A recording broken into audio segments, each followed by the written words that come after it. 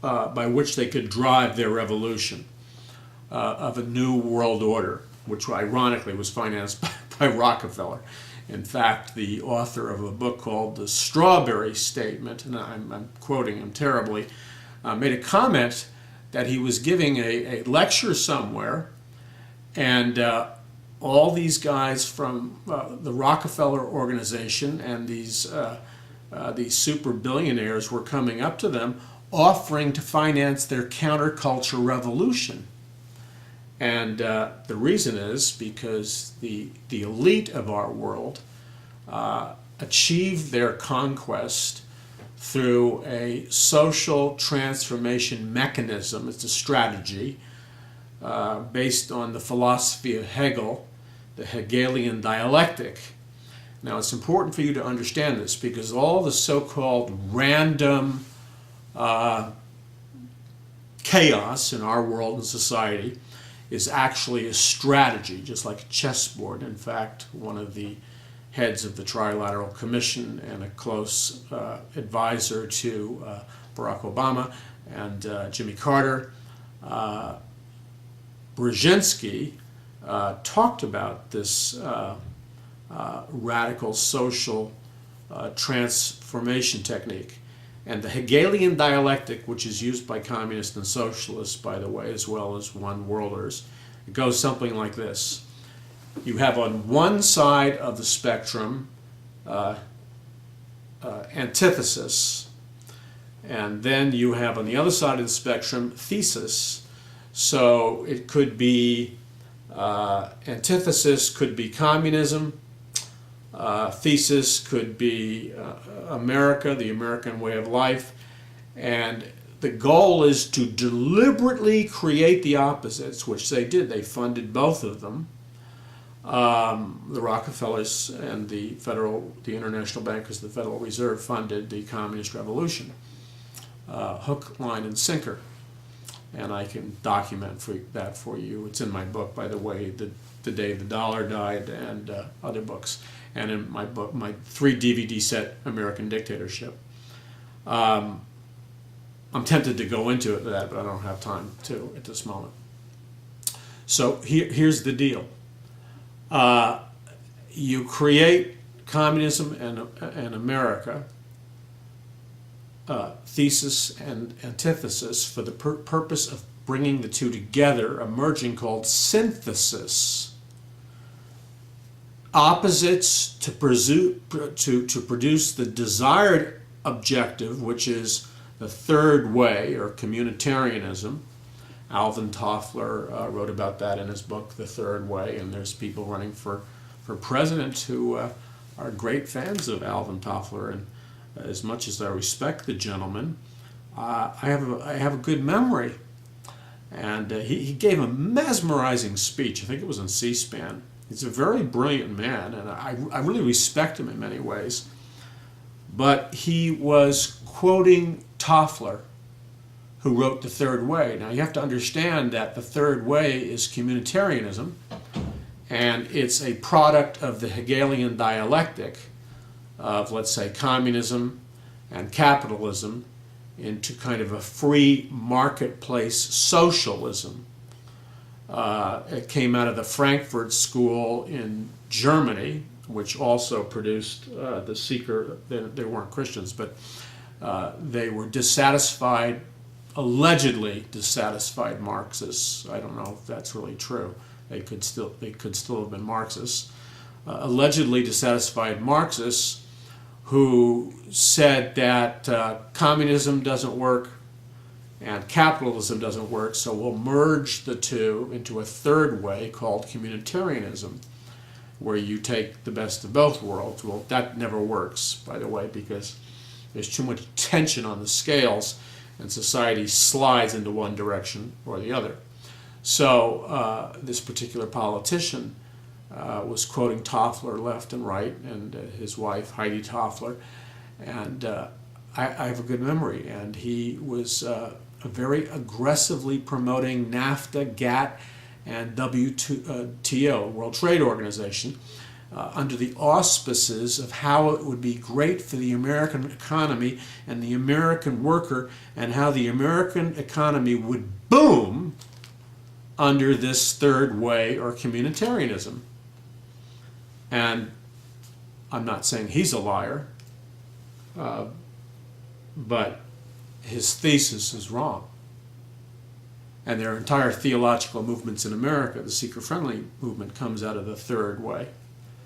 And we could go on and on. Many management principles in corporations that come out of the third way, communitarianism.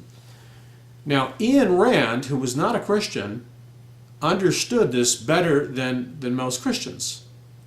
And she was the intellectual enemy, I shouldn't say enemy, adversary, because she saw communitarianism as an evil, because she witnessed it firsthand in the communist revolution in Russia.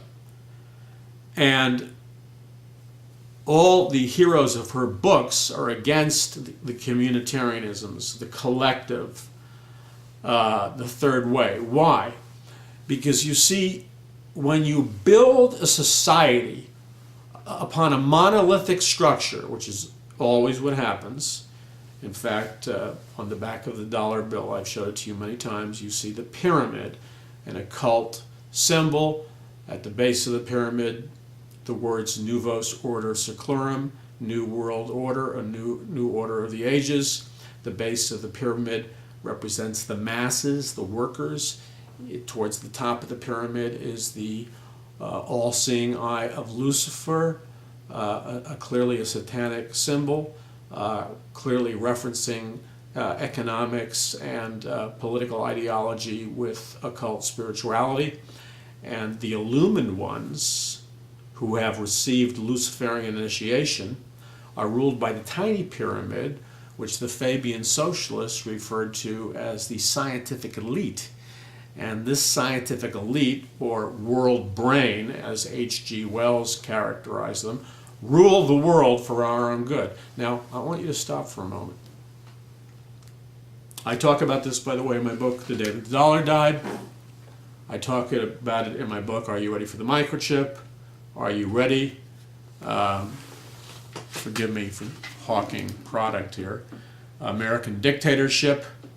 And Are You Ready for the Coming One World Government? It's here, the 3 DVD set. And here's the deal. There's an invisible elite in our society. It formalized with the Fabian socialists, Bertrand Russell, and so forth, who believe that the masses are like children. And they're incapable of governing themselves, which is the opposite of what the Bible says. You see, you develop your worldview and your personal philosophy through some kind of thought process. You either get your worldview from Karl Marx, which I think is a very foolish idea because Karl Marx was incredibly flawed, and he was a practicing member of the Satanic Church. If you have problems with that, read my book, Are You Ready for the Microchip? And I have documentation. Engels, who co-wrote the Communist Manifesto with him, oh, by the way, Marx was a Christian and then backslid, and Engels was a Christian and repented before God, got on his knees and asked Jesus Christ to forgive him for writing the Communist Manifesto because he knew it enslaved millions of people, and Engels knew it was responsible for the deaths of hundreds of millions of people worldwide. And when you read Engels' later writings, he's not like these seeker-friendly pastors. Engels goes into detail writing about the book of Revelation, the great apostasy, and prophetic themes. And he had a miraculous rebirth, and in addition to his rebirth, he had a different worldview. So the scientific elite is a ultra ruling class. Now, this is important for a number of reasons. One is there's no third way, and Ayn Rand understood this. That's a lie. That's the socialism, as I often say, is the bait. The hook is total control, totalitarianism. Rockefeller praised, evil family, by the way, that created the Council on Foreign Relations, which says it's a think tank. Yeah, it's a think tank that runs the U.S. government and our foreign policy and every president in the last, since the League of Nations and the United Nations. And society doesn't equalize itself. A scientific elite, because man's fallen and sinful, consolidates power and rules the world, and they will rule, and they do rule the world by any means necessary. That's a communist principle, by any means necessary. And that's the danger. And so Bertrand Russell, one of the founding thinkers of the Fabian Socialists, who planned out this new world order, and H.G. Wells, who wrote the book The New World Order, you know what Bertrand Russell said? He said we need a series of nuclear wars to reduce the population, because they believe that excessive population is the reason for all of mankind's problems. He said we need a new super plague, a new Black Death. And then Brzezinski, relatively recently, in 1976, I believe, came out with his book, The Technotronic Era Between Two Ages, talks openly about the need for controlling the society through mind control, drugs. Aldous Huxley talked about controlling society through drugs and brainwashing. H.G. Wells used the term concentration camps of the mind, where people will love their servitude. Now, let's stop right here. A lot of people don't realize how far we are, especially Christians, and it's tragic, how far we are down the road. We live in a world that the ancient Hebrew prophets and the apostles predicted. We live in a one world government that is not fully solidified yet. It's spoken of by Daniel in Daniel chapter 9. It was in his vision of the giant statue, which he interpreted for King Nebuchadnezzar. And there, in the last days, according to Daniel, there would be a revived Roman Empire, which is the EU or something like it, even though Greece and Germany are trying to get out of it. And this revived Roman Empire would have 10 toes mixed with iron and clay, alluding to its fragility. Now, in my book, Are You Ready? And The Day the Dollar Died, and other books, I propose the idea that it's not 10 nations, but it's 10 regional global governments will compose this one world government. And one of the regional global governments would be the unification of North and South America, the coming merger of Canada, Mexico, and the United States.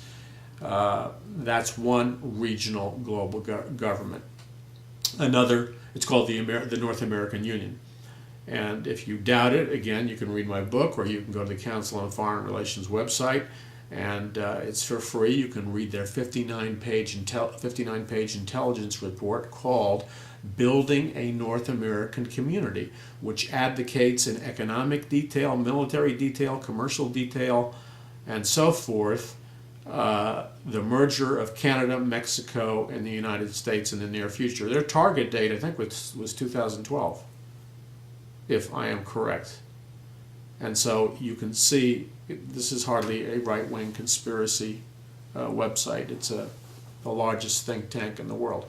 Other unions would be the European Union. Now let's go back to this politician. They understand that they can't attack the Constitution of the United States head on. Actually, they can. They're doing it right now. Soros has told Obama to ignore the Constitution and rule by executive order. And he appoints Supreme Court judges who have disdain for the Constitution, which is, by the way, the ultimate law of the land, and they look to international law or